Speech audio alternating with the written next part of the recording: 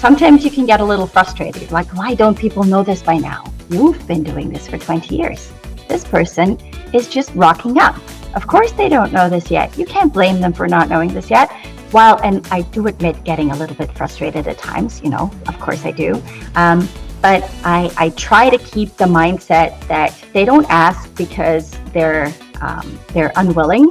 They ask because they don't know. So my first job for a website was being a content editor of a movie website. And basically this was a movie website that still had to be built. So I also got a say in how should the interface look like? What do we need to have backend wise? And then basically usability, making sure that it was easy for people to find their way, just came naturally. If you want to really speak to a customer, you have to know, one, who is this customer?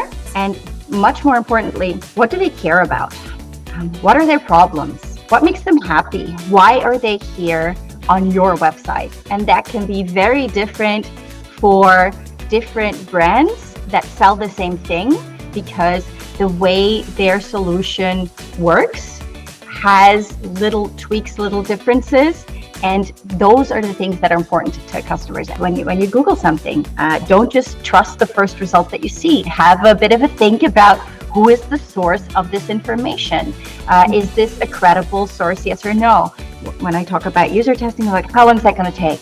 How much money is it going to cost? Not how much value is that going to bring? It's going to bring a shit ton of value, people. And yeah, it's going to take a little bit longer than if you would just run something through your synthetic user panel, etc.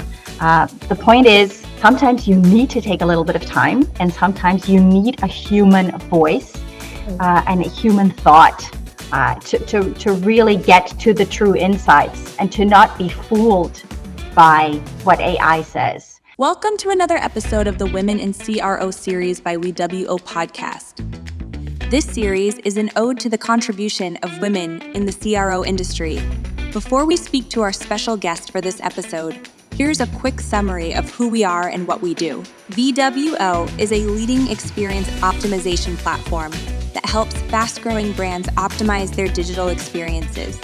Using our latest product, VWO Insights, you can understand user journeys and identify conversion roadblocks on your website and mobile app. So, without any further delay, let's jump right into the conversation. Welcome to another episode of Women in CRO series. Today, we're delighted to have Els, co-founder at AGConsult, joining us. With 20 years of experience in various roles, including Chief Content Officer and Editor-in-Chief, Els is a true advocate for user research. At AGConsult, she's dedicated to helping businesses with everything from user research and customer centricity to usability, UX, and conversion optimization. Join us in extending a warm welcome to Els, an entrepreneur and an expert in CRO. Hi, Els. Welcome to the podcast. How are you feeling? Well, after that amazing intro, I'm feeling really, really good about myself, Shilpa. So thank you. That was lovely. When you've been in a business for 20 years, yes, sort of like names accumulate. It happens to everybody who's been in the game long enough. So there you go. That's great to hear. And I mean, the introduction is just a very short, of course, it's a very short intro of what all you've given to the industry, right? So let's dive more into our conversation.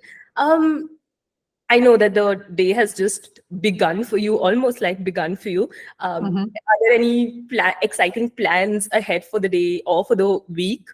Actually, yes. I will be going to a wonderful concert tomorrow night. So it's a classical concert. One of my friends is playing the violin together with a wonderful pianist called Sir Andras Schiff. So that is what I'm looking most forward to for the rest of the week. Not work, but play. Also very important. So I believe music is something that you're pretty interested in, right? Yeah, sure. I think everybody, I mean, I don't know anybody who doesn't enjoy music in some form or another, whether it be just to relax or to help you focus. I think music is a big part of a lot of people's lives. Mm-hmm. And how's 2024 going for you? Any resolutions or anything that you'd like to share? And what's something that you miss most about pre-COVID era? What am I looking forward to most in 2024? Actually, I think we had a great year with AGConsult last year.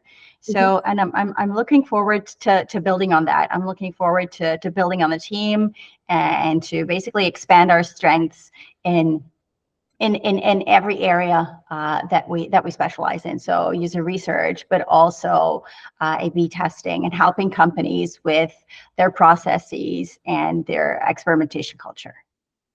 Got it. And what is it that you miss most about the pre-COVID era?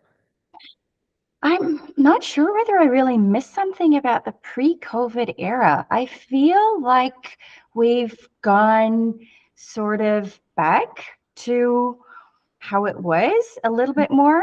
If anything, I think it's actually better because people are, especially where I live in Belgium, every meeting in the past had to be an in-person meeting. People were very adamant that you travel to their office, even if it was just for like a meeting that was like 30 minutes or 45 minutes, which is just so inefficient and also so polluting for the environment if you have to drive. So I'm actually really grateful that I get to do more online meetings because I don't have to travel so much, and it's just better for everybody's time and for the environment. So I think COVID has, while it was a terrible period, business-wise, I think it has opened up some opportunities for companies as well. For sure. And like you mentioned, right, there's so much that's changed and maybe so much that hasn't yet as well. In the last 5 years or so, any belief, any habits or behavior that's changed your life or something that you'd like to share with us? Well, business-wise, the biggest change that happened for AGConsult with COVID was that we basically went from a fully in-house, in the office company to a sort of hybrid form, and now we're fully remote in the sense that people can work fully remote, but a lot of people also meet up during the course of the week in a co-working space or somewhere else to just work together on a project or just work side by side because you don't want to be alone. And I think before COVID, we didn't really have the culture, the company culture, to do that. There was a lot of wariness about, will everybody still be doing their job when they're working remotely? Of course, everybody will still be doing their job when they're working remotely. And a lot of people enjoy doing their job more that way. And so that has been a massive shift for us. And I understand that working remotely is not for everyone. It doesn't suit everybody. There's a lot of people who also want to come into the office. So, but for us at this point in time, the fully remote really works. So, and that was a big change. Yeah. When you were talking about your company culture and how things have changed, one thing that comes to my mind, and I'm sure that's the case with a lot of young people or even people who are looking to switch their jobs, right? What is it that inspired you to enter into this world of CRO that's still something that's not known to a lot of the organizations, right? It's something that's a niche. What was your journey like? Well, as you mentioned in the intro, I used to be an editor, really. I studied the language and linguistics, and my first job for a website was being a content editor of a movie website. And basically, this was a movie website that still had to be built. So I also got a say in how should the interface look like? What do we need to have backend wise? What should the connections between various content types, etc., be? So I immediately basically got thrown into the deep end, basically, of also, building a website. Not that I'm a developer, far from it, but interface-wise, yes. And then basically usability, making sure that it was easy for people to find their way, just came naturally. And so this was before before there was even Google Analytics. So yes, this is that long ago. And my business partner, Carl Heelis, and I, basically, we wrote a really big report, I think it was 2002, on, and we called it The State of the Belgian Web. Yeah, where we examined 100 websites to see, what are they doing right? What are they doing wrong? And we thought, it'll be fine. We'll find some mistakes, but by and large, we should do. And we were just appalled. The state of the Belgian web in 2002 was appalling. And that's basically how we rolled into usability. It's how we found out about the existence of a wonderful man called Jacob Nielsen, an NN Group, who I still follow today, who still is very relevant in teaching everybody in the field today about UX and usability. And I think a deep knowledge of UX, of usability, is vital if you want to do any meaningful work in conversion rate optimization. Because if you don't know what good looks like, if you don't know what basically classic or established behaviors or interface patterns are, then it will be very hard for you to come up with a variation to fix a problem that you have found through research. So I think a solid foundation in UX and usability is just really important. And but I would say that because that's where I come from. Yes, and I see the passion towards user research and user testing, usability. I mean, the usability side of things, right? For anybody, like I mentioned, for anybody who's new to this entire world, would you have any sort of advice how to get started? Like, what would be the initial steps that one could take in order to kind of understand how their user behavior is, or what all do they need to research first? I would say start really by reading the classics. And I don't mean Shakespeare, I mean Steve Krug. Don't Make Me Think. I know it's an old book. It is a great book because it really gives you an insight into this patterns of thinking and patterns in an interface. I would also still say read everything that NN Group has written about user research, because they have loads of videos, they have tons of articles. We do as well on our blog, but it's mainly in Dutch. So if you're Dutch, come on over. If you speak Dutch, if not, we have some content in English, but it's not as extensive as our Dutch content. But I would say start first by reading up on basically build your foundation first before you try to run. Before you try to do like the cool stuff, get to learn the fundamentals first. Got it. And I see the passion. It brings me to another point. Is there any projects in specific that you'd like to talk about that you were really excited about, and maybe it also showed up in your client's work, or anything that you'd like to share for that matter? Well, maybe I'm atypical this way, but I get very excited by a lot of our projects because basically whenever we do research and we find out new stuff, I find that exciting. So whenever we run a survey or do interviews or user testing, the thing is you always learn something new, and that excites me. You get insights that you didn't have before. That opens up possibilities for experimentation, for improvement, no matter who the client is, whether they sell handbags.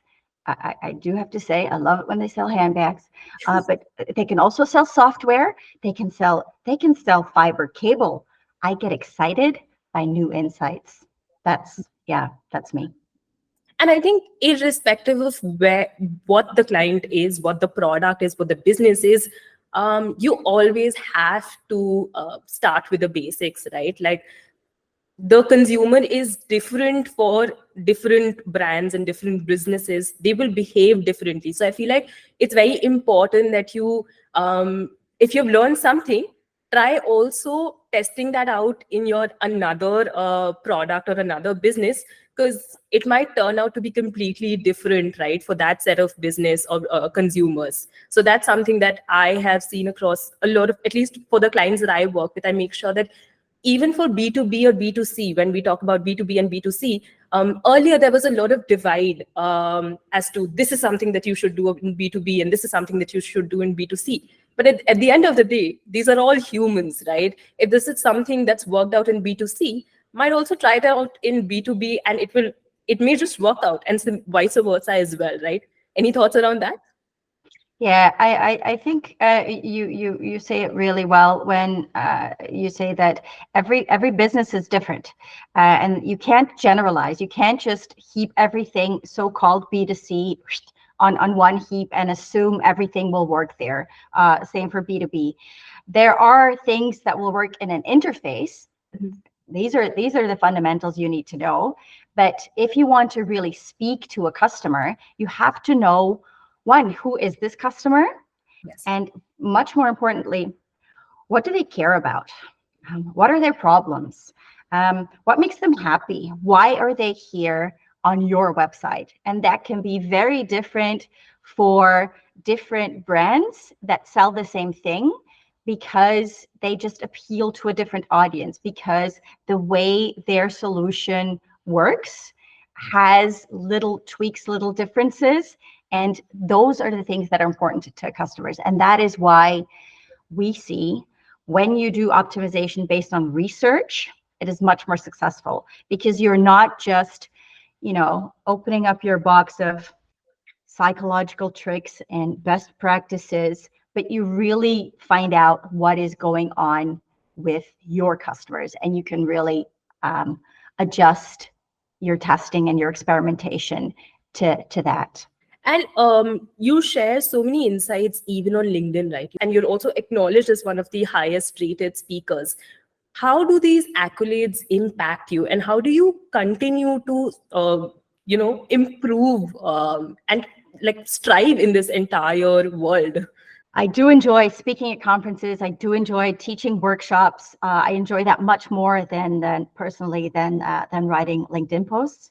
And I have to say, it's the interactions, the people you meet at the conferences, and the shared learning, really, because you might be up there on a stage saying something, but that doesn't mean that you know everything. And it also doesn't mean that the audience necessarily has nothing to contribute. So what I like best about giving the talks and doing the workshops is really also not just the knowledge that I share, but the knowledge that everybody in the audience, and then the knowledge that everybody in the workshop shares with me. So I like to think that at the end of the day, we all walk away smarter.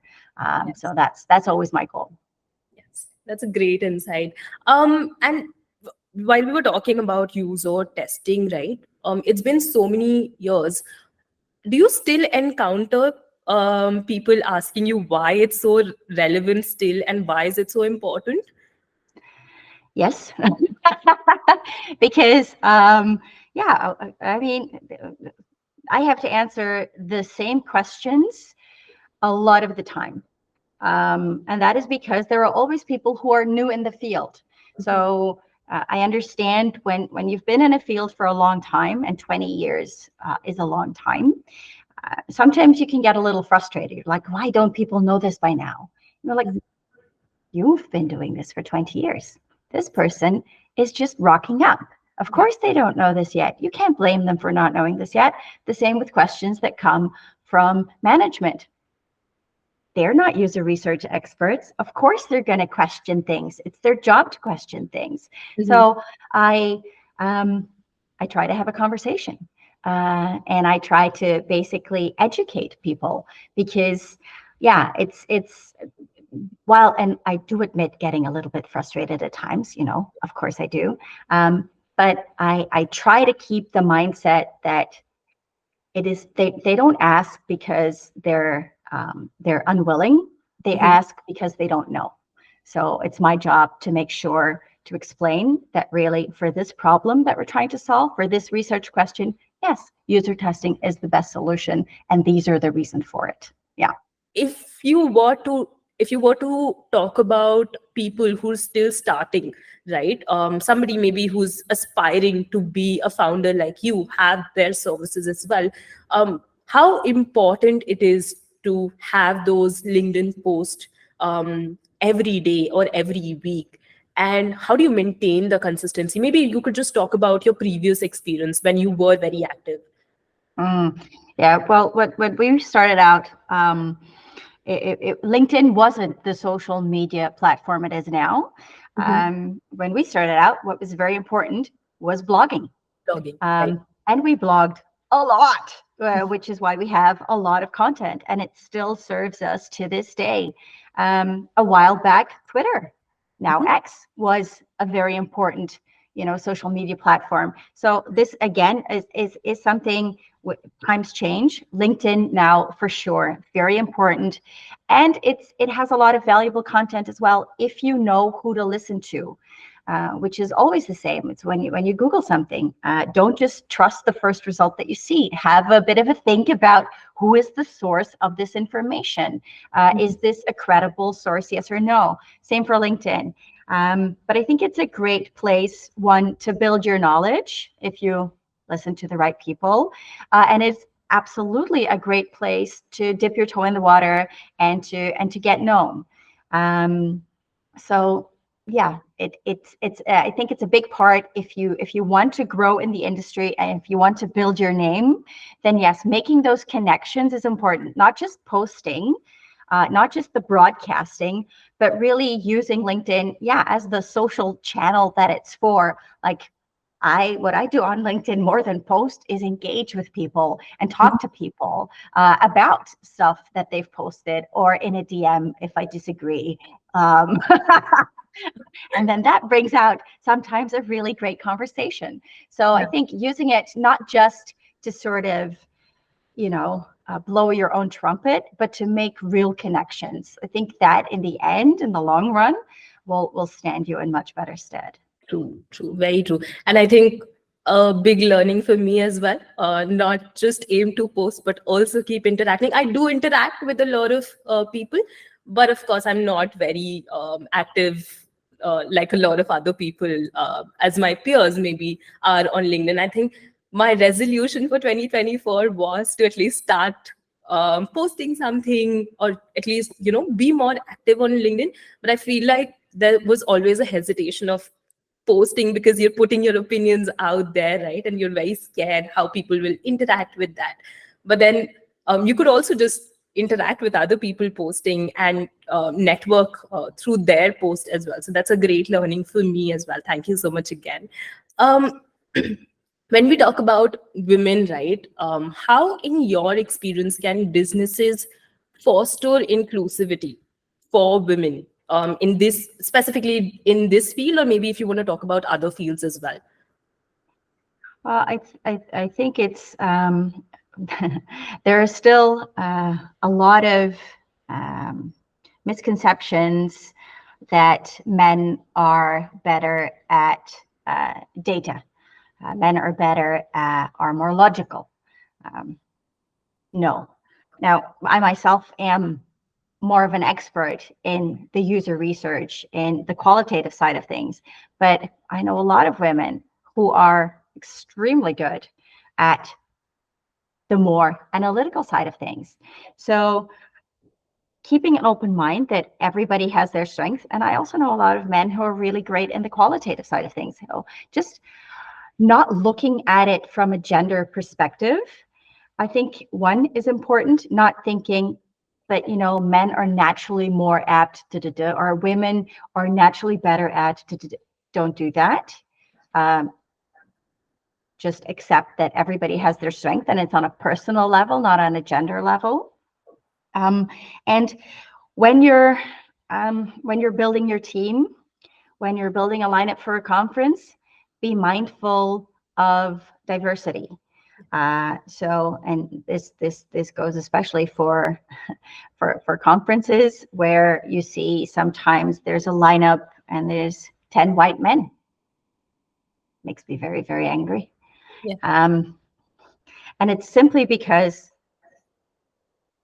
very often they're men and they know a lot of men.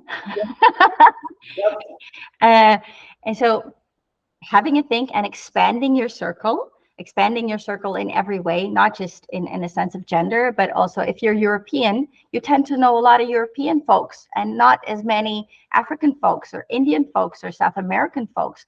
And again, social connections are great in expanding your range and expanding your view. And if you do that, you also become, I think, a better optimizer. And a better human, because expanding your horizon, opening your mind is just a good thing all around. This conversation is very close again to my heart, but I feel we're moving towards a world wherein it's a women-led. There are a lot of industries where we find so many women entrepreneurs, right? And that's just so encouraging. Every day that I see these stories, it gives me some sort of courage to keep moving ahead and keep fighting those battles, but keep moving ahead, right? So thank you so much. Again, when we talk about the CRO industry, right? Any predictions for the future of this industry? And there's a buzzword, AI, that's come in the last 6 months or so. That's very, like, everybody wants AI, AI, AI. What are your thoughts on that? Well, yeah. I think AI is a great thing if you use it to help you do things that would otherwise require a lot of time and don't really require a lot of deep thought. So if you can use it to automate things for you, great. I'm not a big fan of, like, I don't know if you've heard about this, but it's something like synthetic users. So doing user research, not with real people, but with AI pretending to be a real person. Yeah. That sort of stuff makes me really tired. Because no. I don't think we're at the point yet where AI can reliably be called upon to mimic a real person. So, and I do see the appeal for this for companies, because what companies want is fast and cheap. That's what most of the companies are completely obsessed with. When I talk about user testing, like, how long is that going to take? How much money is it going to cost? Not how much value is that going to bring? It's going to bring a shit ton of value, people. And yeah, it's going to take a little bit longer than if you would, just run something through your synthetic user panel, etc. The point is, sometimes you need to take a little bit of time, and sometimes you need a human voice and a human thought to really get to the true insights and to not be fooled by what AI says.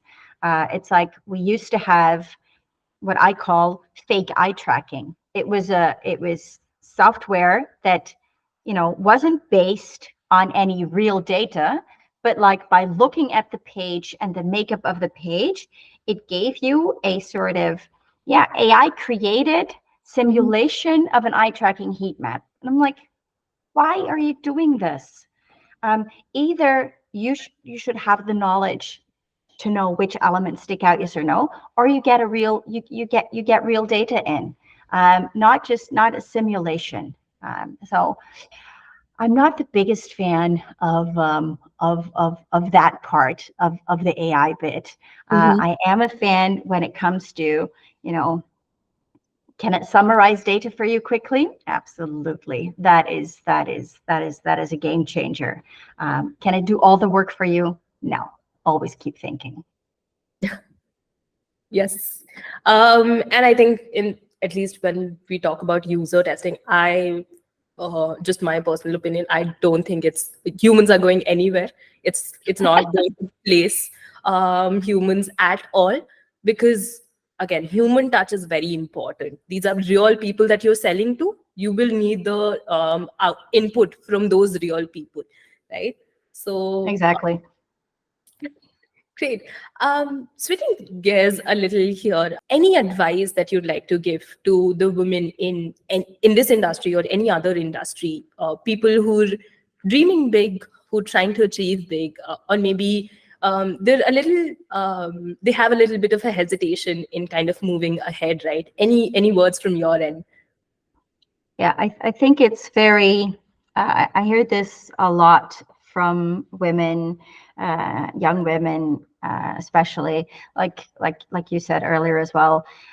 Sometimes I feel a little bit intimidated by all of these guys, because guys traditionally have always been taught to be, confident, and it comes really easy to them. Guys are also not criticized as much when they're a little bit loud. A Mhm. guy who is loud is confident. A woman who is loud, shrill, harsh.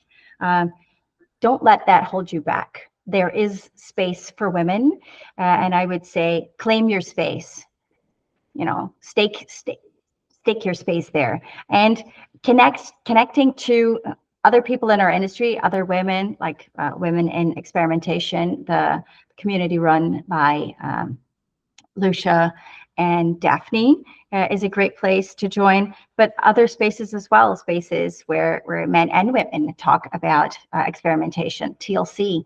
I don't think it's good to lock ourselves in a bubble either, but really just to claim our space. We are, what we have to say is very valuable. So we can definitely be there. And if you want to get up on a stage as a woman, if you want to be prominent, do it. We need more representation on these stages. We need more representation in these panels, so they become true inclusive panels. I think we'll soon reach there. And you were also talking about how you love conferences, right? Specifically, because of the kind of experience that you get. If you were given the chance of a TED talk, if what is the message that you'd like to specifically mention in that TED talk? Like give us a snippet. Well, I'll always speak about user research. And in my latest talk, I compare user research to mushrooms. Because, yeah, sometimes people get excited and they think magic mushrooms, and I'm like, no, not magic mushrooms. Don't get excited. I compare it to mushrooms because research is actually, it looks deceptively easy. Like a lot of mushrooms look deceptively safe to eat when really they are not. A good survey looks the same as a bad survey. If you don't know what you're doing, you can't tell the difference between a good survey and a bad survey, because you don't know that you can ask questions in a biased way. You don't know that even when you ask a closed question, you should always have a way out, an open answering possibility. And it's the same with mushrooms. You might think, oh, this looks just like a regular mushroom that I can just fry up in my pan and have with my omelet. Chances are this is a poisonous mushroom and you will die. Yeah. You have to be a real expert. You have to really, really know what you're looking for. You have to be able to turn this mushroom inside out to see, is this really a good one? And the same goes with research. People look at surveys and they go like, yeah, but we ran a survey. We got the data. And I look at the survey and I go like, oh no, this is terrible. It's a miracle you didn't die. So yeah, I think I'd like to, if I had a TED talk, I'd talk about researching mushrooms. That'll be so interesting. And such an interesting conversation, Els. Really, like so many new insights for me and for a lot of our listeners and viewers as well.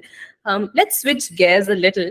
We have a short little rapid fire round where I'll want you to be a little spontaneous. So just buckle up a little. Alrighty. Let's start it. All right. So 3 apps that you can't live without. Apps. Oh, yeah. Well, Instagram, because I yeah, like everybody else on the internet, I'm addicted to cat videos. Okay, sorry. Um, oh, what's another app I can't live without? WhatsApp, because I use that to message to my mom Mhm. and a lot of my friends. And another app I can't live without is, and this is really sad, but I'm a phone gamer. Word Feud. I love to play word games on my computer. I love Connections. I love Wordle. I love Word Feud. Great. If a movie was made about your life, what would the title be? Oh God. It wouldn't be oh God. Although, hey, I'm open to that. No, what would the title of the movie be? She thought she was funny, and sometimes she was. I hope that's. I mean, that last bit. I hope. Yeah, I don't know. That's so nice. One thing that you'd like to change about the CRO industry. Oh gosh, only one.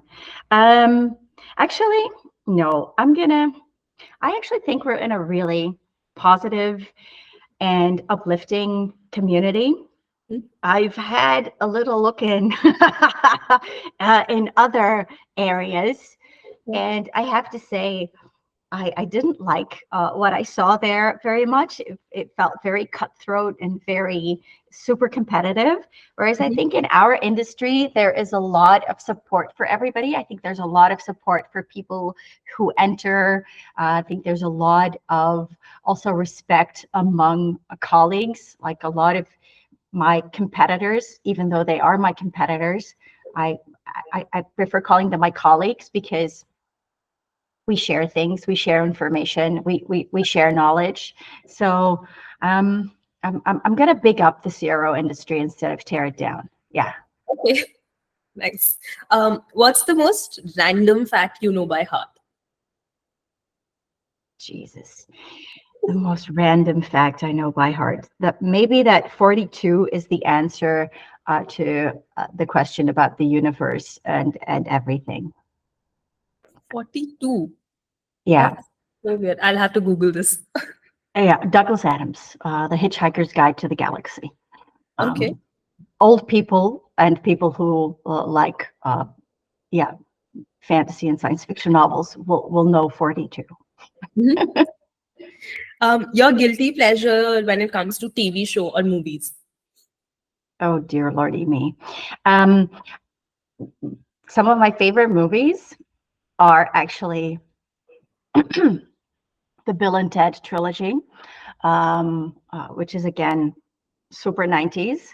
I was introduced to this one by one of my really great friends who I went to school with. And a couple of years ago, he came over and we watched the last one. Was it good? No. Did we have a lot of fun? Yes. If I watch them again now, do I think they're extremely dated and have not aged well? Uh-huh. Do I still love them? You betcha. So yeah, I'm a Bill and Ted fan, and it does help that it's Keanu Reeves, who I'm also a big fan of. So there, yeah. Great. And if you had a podcast, who's the first person that you would invite on the show? Oh damn, who's the first person I would ask? Well, hmm. Oh man, Shilpa, what? Um, well, it depends on what the podcast would be about, I guess. Mhm. If it were about music, I would ask Nick Cave because he's my favorite musician. If it were to be about our our topic, CRO user research, I Yeah. think I would probably ask Erica Hall because she is one of my research heroes. Um, she wrote Just Enough Research, which I think is an absolutely excellent book, and another one if you want to get into research. So, yeah, Erica Hall. Mhm. Three books that you would recommend to our listeners. There you go. Well, I've already named two. Mhm. So, Don't Make Me Think by Steve Krug, Just Enough Research by Erica Hall. What's another book I would recommend? I'm gonna go with a fiction book, Girl, Woman, Other. Um, by is it Bernardine Evaristo? Damn it. I'll have to send that to you so you can add that to the liner notes. Yes. Yep. Yep. What is the one superpower that you'd like to have? Superpower. Man, seriously, I used to dream that I could fly, like really fly. And Mhm. so, yeah, I would go completely childish and go fly. I'd love to fly. Great. What is, one thing that you are tired of explaining to your clients? Why open survey questions are so important. Why do we ask open survey questions, else? That means that analyzing the survey takes up so much time. Why can't we just use closed questions? Nice Because insight. then we will be putting words in people's mouths, and sometimes that's not the greatest idea. For some questions, you need to really open up yourself, open up that text field, and get real users' words in there. Yeah. Great. One goal or dream that you would like to achieve in the next 3 years? What would I like to do? So many things that I can't. I would actually. It would be great if we could. Would be great if I could convince everybody in CRO of the value of research. Then I would die a happy woman. Okay. That's a huge one. All right. So Els, we have had a fantastic discussion. Thank you so much for accepting the invite for this podcast. I especially learned a lot. And I hope that's the same for our viewers and our listeners as well. Any parting thoughts to all of the listeners and the viewers? Something like some concluding thoughts that you'd like to share? Well, since it's near International Women's Day, I always know that some people think, like, is it still really necessary to have an International Women's Day? The answer is very much yes. Look around you and have a think to always include women, to open your mind, and to be a feminist. That would be my message to everyone. Great, great, great. I'm just so happy with this conversation, Els. Again, thank you so much for taking out your precious time and your valuable time. Thank you so much for inviting me, and for the great to and fro. This was really fun. Thank you. Thank you so much. I hope you have a great day and a week ahead. You take